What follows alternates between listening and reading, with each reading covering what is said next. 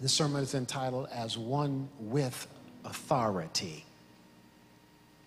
As one with authority. I want to read just this 21st and this 22nd verse. It reads, they went to Capernaum, and when the Sabbath came, Jesus went into the synagogue and began to teach. And the people were amazed at his teaching, because he taught them as one who had authority, not as the teachers of the law. One more time. They went to Capernaum, and when the Sabbath came, Jesus went into the synagogue and began to teach. And the people were amazed and said, he teaches as one with authority, and not as the teachers of the law. You may be seated in the presence of the Lord. Last week, we were set on fire to evangelize for the Lord. Last week, Pastor Carl Hendricks came in here and made clear that the will of the Lord concerning the responsibility for each and every one of us is to evangelize for the Lord. It was clear from last week's sermon that each and every one of us as Christians, we have the responsibility to evangelize for the Lord. Now, I know that many of us might think it's the pastor's responsibility to evangelize, and it's the spiritual officer's responsibility to evangelize, but we learned last week that each and every one of us have the responsibility to evangelize for the Lord. And if each and every one of us has the responsibility to evangelize, it's the church's responsibility to offer classes and train you for the task of evangelism. And so we've organized classes that are related to your temperament and your personality. In other words, everybody does not have the temperament to go and knock on the door and give out a card or a tract and lead somebody to the Lord. Others are not as comfortable, and so we've developed that there are different temperaments, and you can evangelize according to your temperament.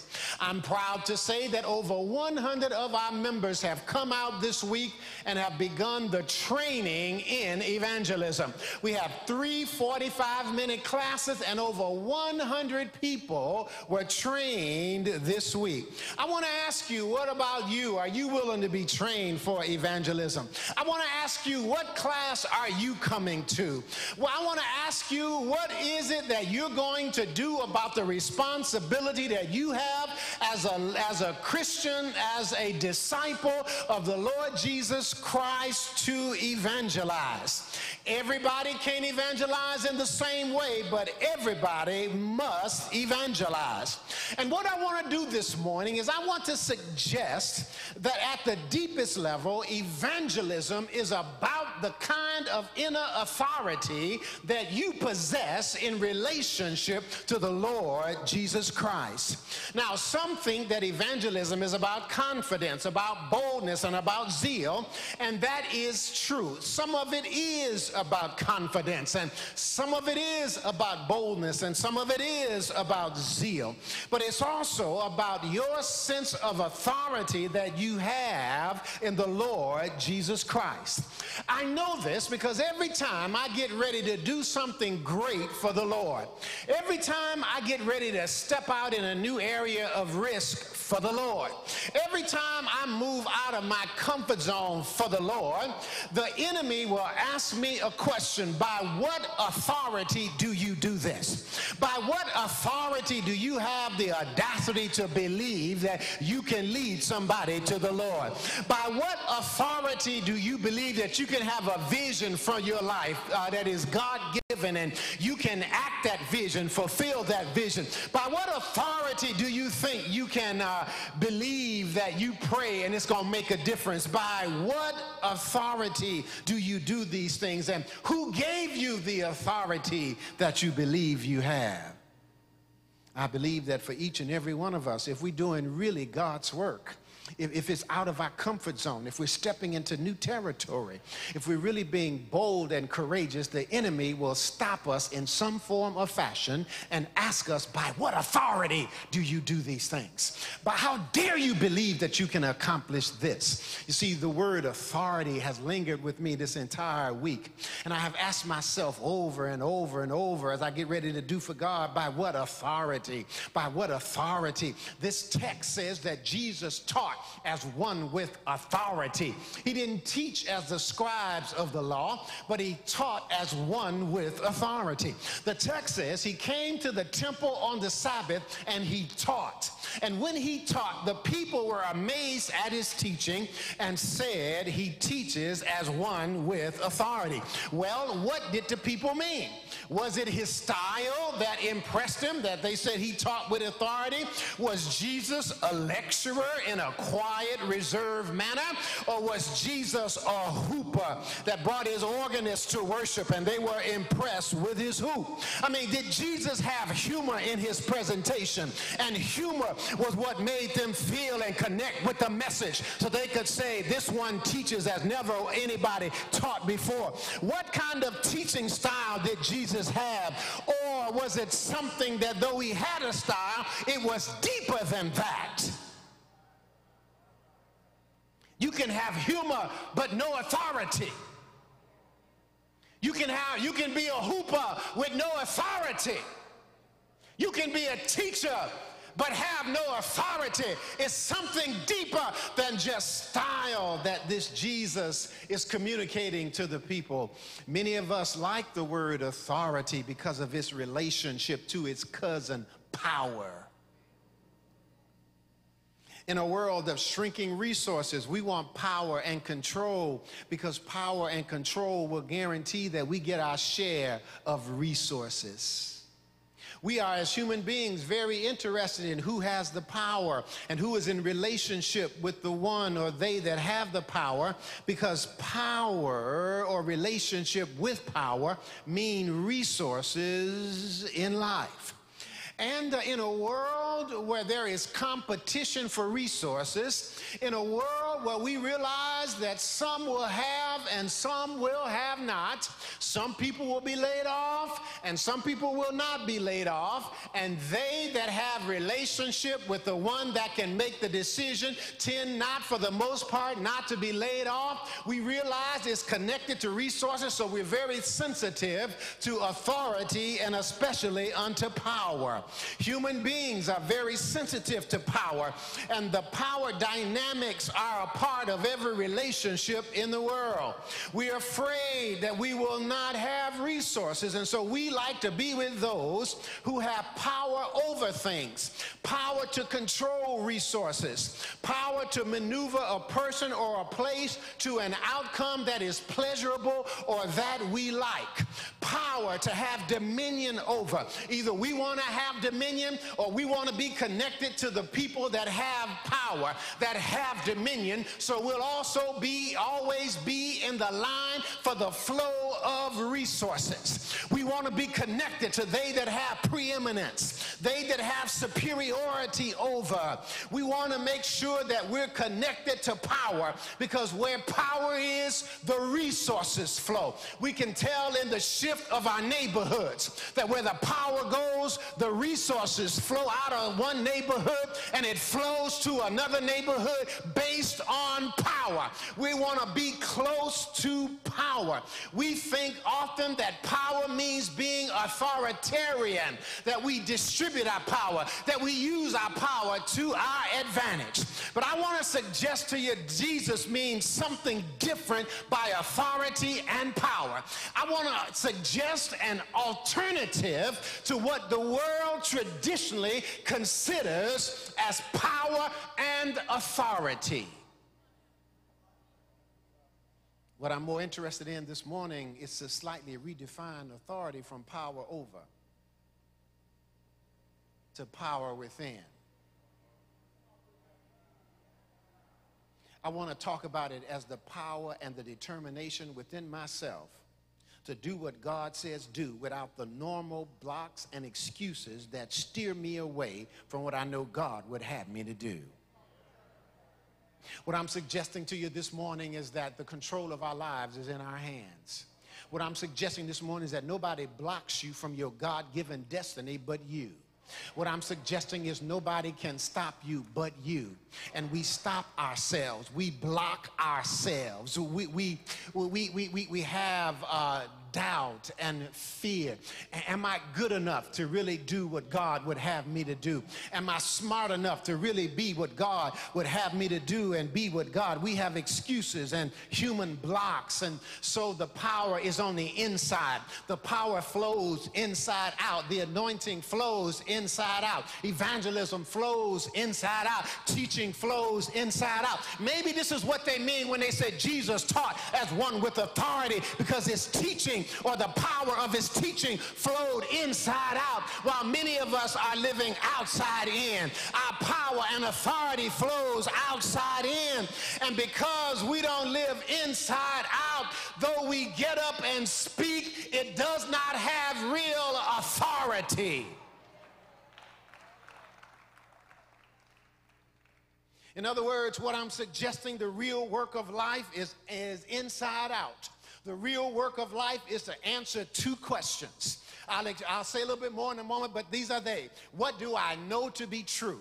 What do I know in the bottom of my soul, at the core of me, to be true? What do I know that I know that I know that I know that I sure enough know? What do I know that has tapped my intellect and has tapped my emotions and has tapped my experience, such it comes together and it forms down in the core of my soul, and I know that I know that I know that I know? What do you really know? What do you really know? And the second question is, what do I really want? What do I really want? What do I really want? And what you really want ought to flow out of what you really know. And if you don't know what you really know, you don't know what you really want, which means that it doesn't flow out of the center of you. And when you get up and sing, you don't have authority.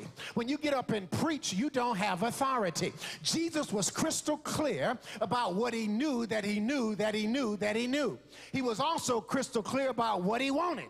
Being crystal clear about what he knew that he knew and what he wanted that he wanted, he was able to have authority.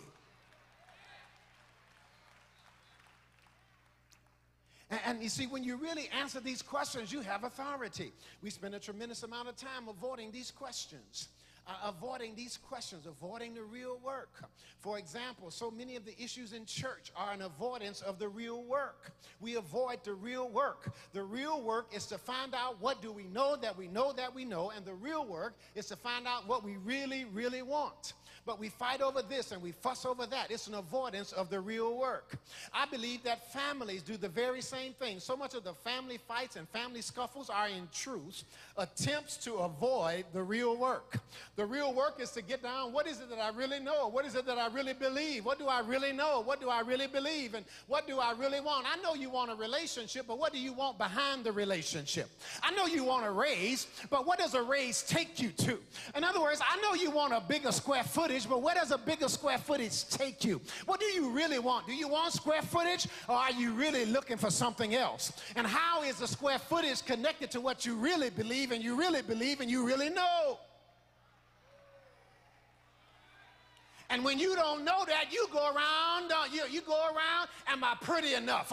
Am I smart enough? Will they like me? You ask all kind of external questions. I believe that couples fight to avoid the real work. Rather than say, this is what I really believe, this is what I really want, this is what I really believe and what I really want, it's easier to fight with each other about trivial things.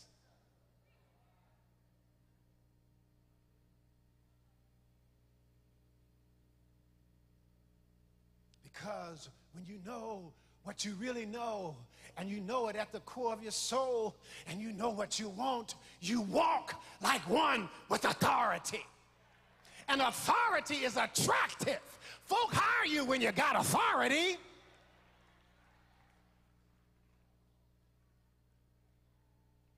People give you scholarships. You find what we call in contemporary American Christianity favor.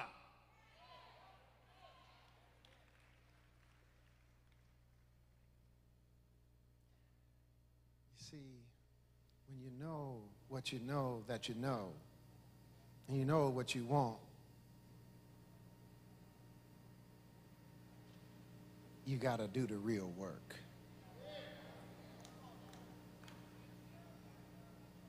You see, the real work is to find out what you believe so deeply that you're willing to put yourself and your life on the line to see what you believe happen.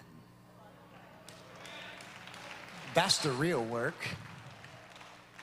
There's nobody blocking you. If you ain't happy, stop blaming that on the pastor. I would be a better Christian if my pastor was a better pastor. Stop blaming your unhappiness on the people in your life. I'd be a better husband if my wife was a better wife.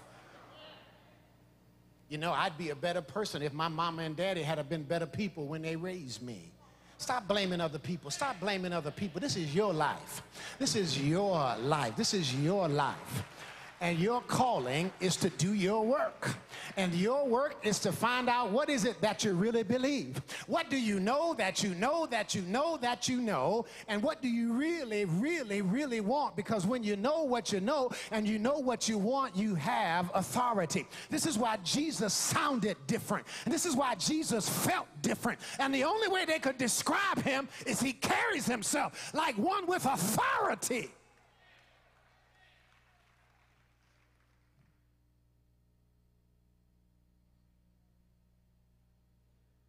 Do you believe Jesus? Do you believe that Jesus is the light of the world? And if you believe that, then why haven't you told somebody? Why haven't you evangelized somebody? It must be that you don't believe it. You're confused about what you know that you know that you know, because if Jesus is really the light of the world and Jesus is really the hope for the world, then what you want is what Jesus wants, which is others to be touched, saved, healed, and delivered. And I've got to get you to an evangelism class so heart desire can match training and you can be effective. Why haven't you got trained so that you might be equipped to tell somebody? The real work is doing what you believe, and that is authority. It's inner authority. It's inside out, not outside in. It's inside out. Now, real authority is not based on square footage and land and spaces and the things that the world, tells us, because we're confused. We let the world tell us and what happiness is and what joy is. We let the world tell us. I remember God blessed us. My wife we were living in Chicago, and my wife went and found a lovely piece of land, and it was wooded and all of that, and she came back and she said, we should build us a house on this piece of land, and it was beautiful. It was a marvelous forest preserve right behind it. We could take long walks and all kinds of things, and so we built a glass back so we could see out into that beautiful, beautiful backyard and all of those trees. And after about 3 weeks of living there, I had so much turmoil on the inside that when I looked to the windows out, I saw what was on the inside.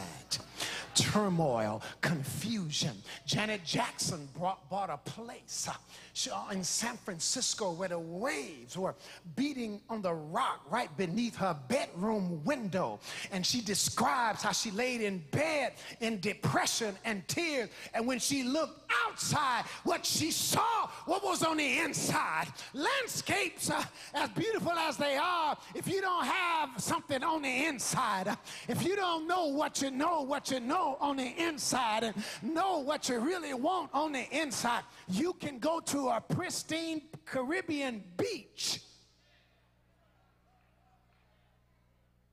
and not see a thing.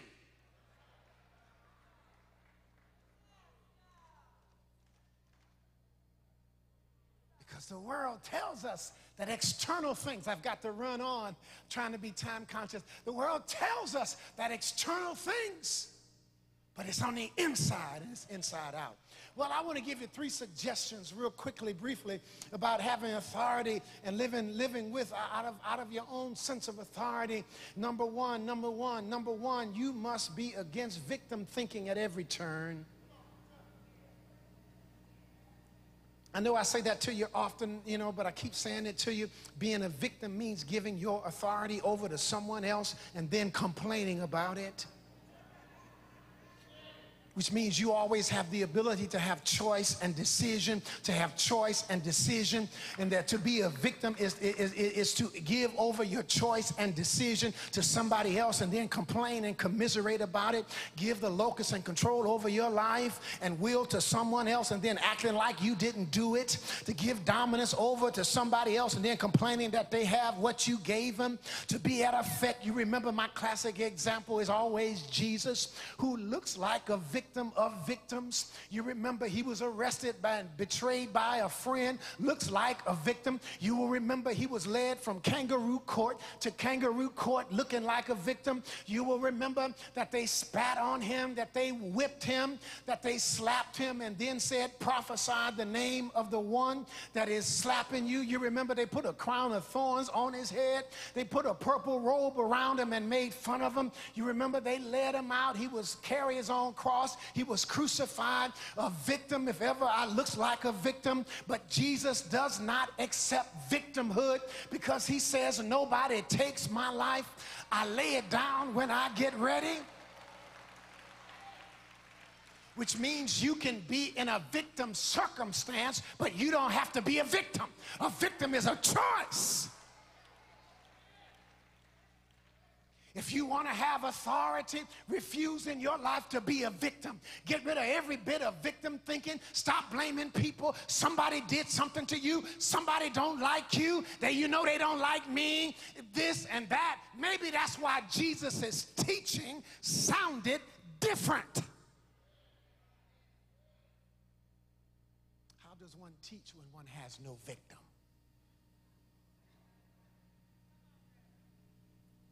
How does one teach when one has taken responsibility for their life and their destiny before God, and they have eradicated every inner block, given up every inner excuse, faced the music, and made some decisions?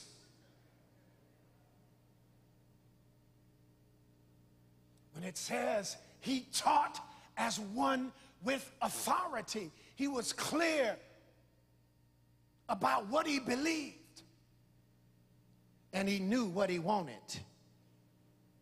and he sounded different. Never a man. You got to get all of the victim out of your life. Get the victim out of your life. Let me get number two. You must stop comparing yourself to other people.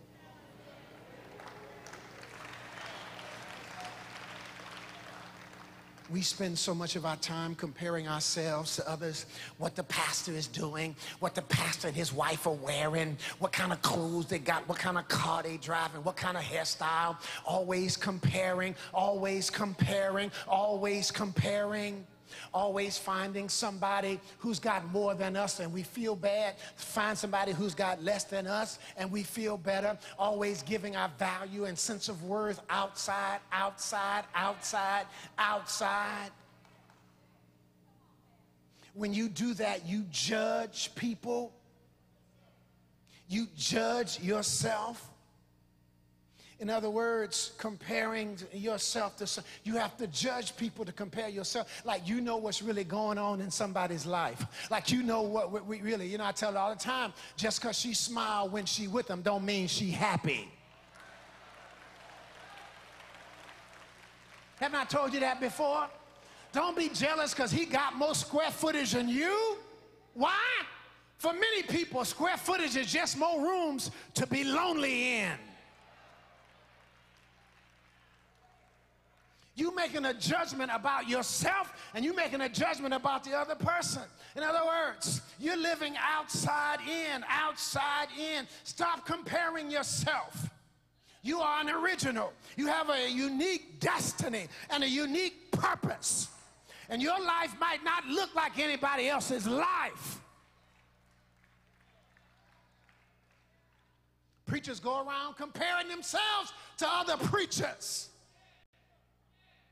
I want to sound like that, or I want the effect across the congregation when I preach like that preacher. Giving up our authority. I don't have to be envious or feel bad thinking that I got something better. I can rejoice with other people. I was at the Hampton Ministers Conference this week, had a beautiful time. I love preaching, and some preaching went on. You all remember last year, I was on the Hampton stage. So this year, I was in the audience. So the temptation for me was to compare myself to the people on the stage, and to compare the effect of this preacher to the effect that I got last year and make some decisions. I had to consciously stop all of that foolishness. And a lot of us can't rejoice with people who are doing something because we so busy. If I was up there, this is what I'd be doing. Oh, you know I'm right about it. They missed that point. They should have said this. If I'd have been up there, I'd have said that.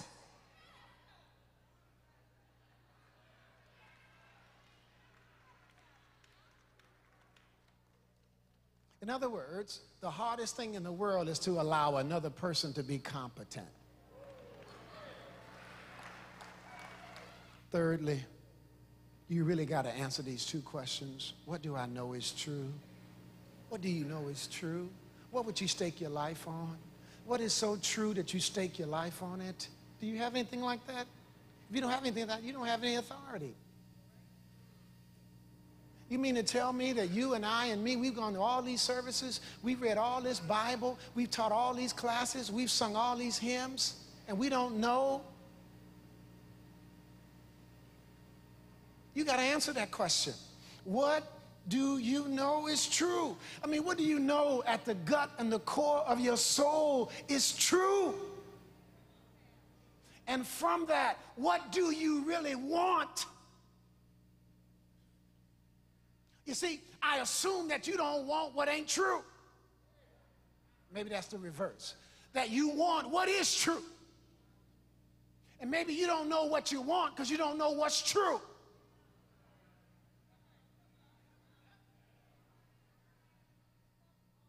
Which means you got to get somewhere. You can't answer these kind of questions in the loudness of the congregation.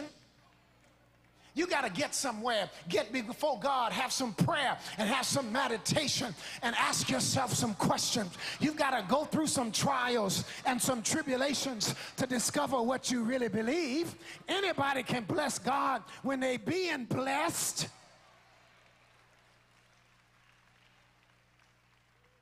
Can they take the biopsy on Friday and you don't get the results till Sunday, until Monday, and you still praise God on Sunday?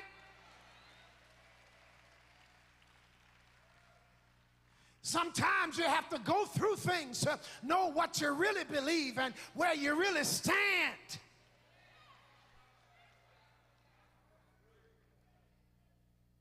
And until you know what you believe and you know what's true, you don't know how to want what you really want. And so you don't have any authority. I'm out of time, but I got to make it clear. Let me make it clear to you. I'm out, and you got to stay all the way to the end of service. You can't sneak out of here on me. You see, I've lived much of my life on outside authority.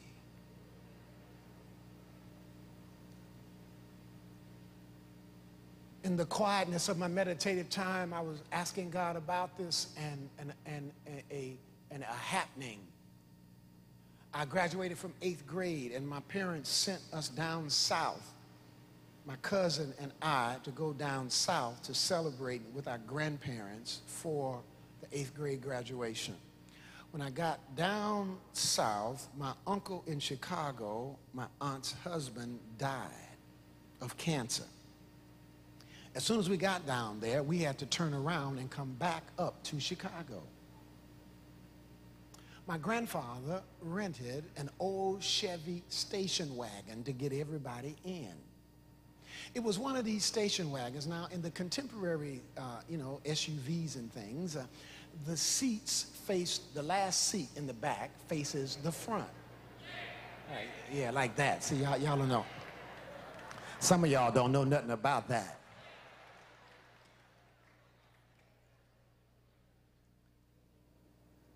And the seat would face out the back window, and then the middle seat would face up front to the driver, and of course the driver's seat is facing up. The order was that my three cousins got the back seat facing out, and I got the middle seat between my grandmother and my aunt in the middle seat. My uncle was sitting up on the passenger's right, and my grandfather was doing the driving. Well, on the back seat, they began to cut up and clown, do all kind of ridiculous stuff, hit the glass. And so my grandmother would say, "Stop it." Then they do all kind of more ridiculous stuff, and then they would howl at the cars going by, and do stupid stuff. And, her voice began to escalate each time she told them to stop. They would quiet down for about 5 minutes, and then they would start cutting up again. Her voice began to escalate. Some of us know something about this. So once they sensed that she was getting serious, they quieted down. So, she went to take a little nap, so they started up again. They woke her up. She really was in sins now. She then said to them, "Why don't y'all be good like little Frank sitting here?"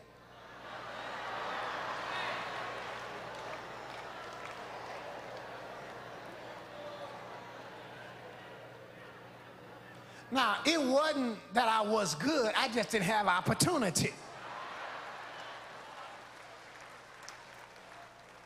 This was a position question rather than a righteousness question. If I'd have been in the back, I'd have been cutting up. But you can't cut up sitting between your grandmama and your aunt. All you can do is sit there, fold your hands, and pass sandwiches.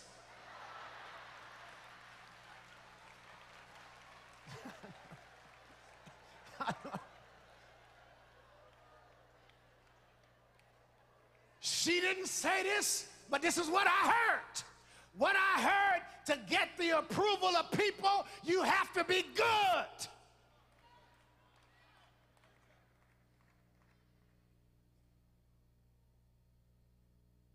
Which means I was good not because I wanted to be good, but because I had to.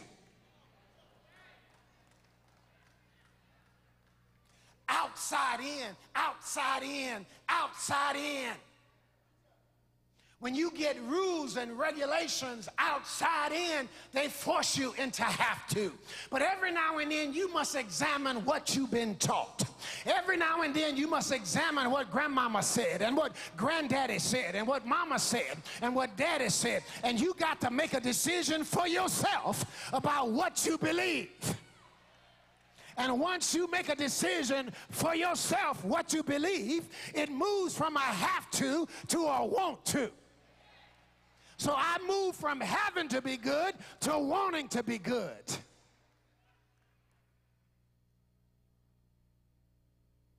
How did I move there? Because I took what was said to me and what was taught to me, took the teachings of Jesus as I believed to be true, and made a decision about my character. Some things I'm not going to do because it's not in my character.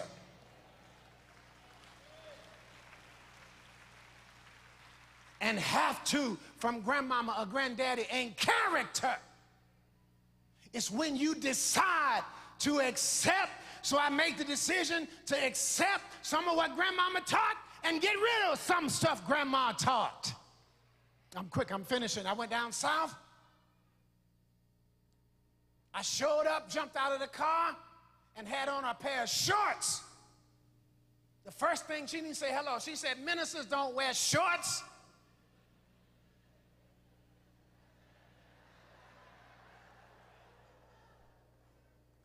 I said, this one does. Respectfully. I dumped that.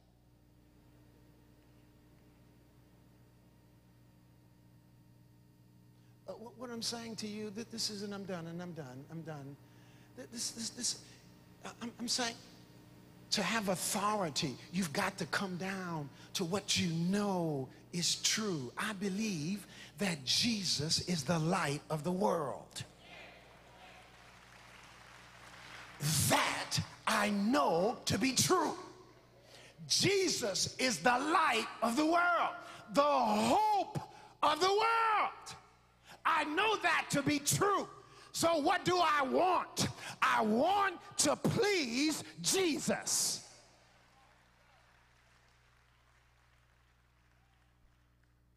Jesus is the light of the world, and I want to please Jesus.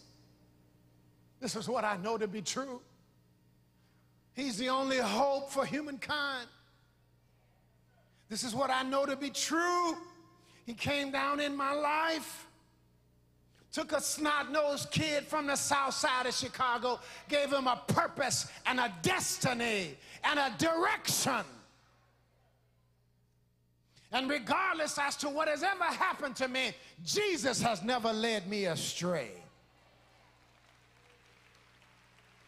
He's been who he said he was, and he's done what he said he'll do. So what do I want? I want to please Jesus. I don't want to argue with him. I want to please Jesus. I don't want to have sex with him. I want to please Jesus. I don't want to steal the church's money. I want to please Jesus. Because Jesus will do more for me than your money will do any day.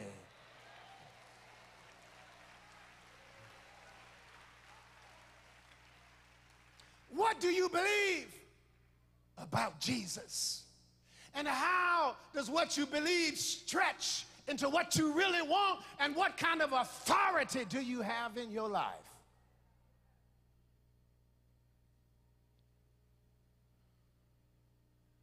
I'm gonna stop. I don't know if this is gonna fit on the tape or not. They may have to come back next week.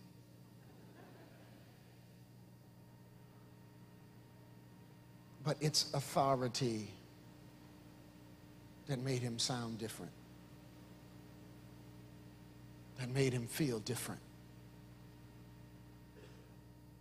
When I said to you, when I said this to you, I'm trying to get out of this. When I said to you that when our giftedness flows unhindered, the people are unusually blessed.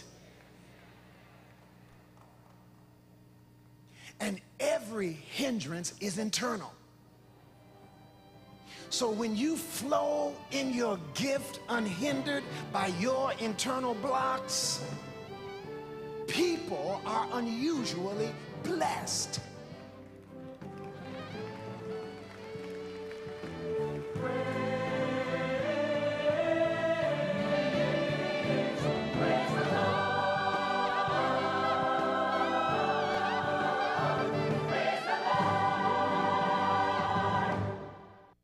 This program has been brought to you through the prayers and contributions of our faithful partners throughout North America and the world.